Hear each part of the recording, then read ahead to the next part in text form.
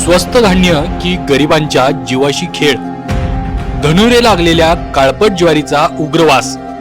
मायबाप सरकार, आता तुम्हीच सांगा, ही ज्वारी माणसाने खायची तरी कशी?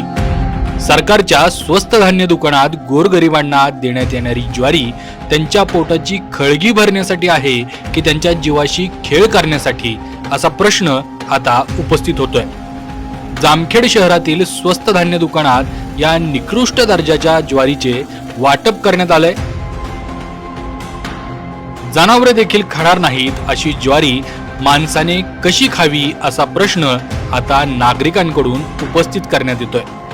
याबाबत स्वस्त धान्य दुकानदारांना विचारले असता जिल्हा पुरवठा अधिकाऱ्यांकडून आलेले धान्यच आम्ही वितरित करीत असल्याने याबाबत आम्ही काही करू शकत नसल्याचे सांगण्यात आले।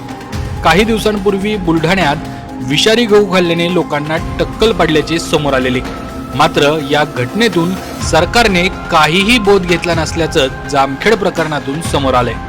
निकृष्ट दर्जाच्या ज्वारी वाटप प्रकरणी काही कारवाई होते का, हे पाहणे आता महत्त्वाचे ठरणार आहे।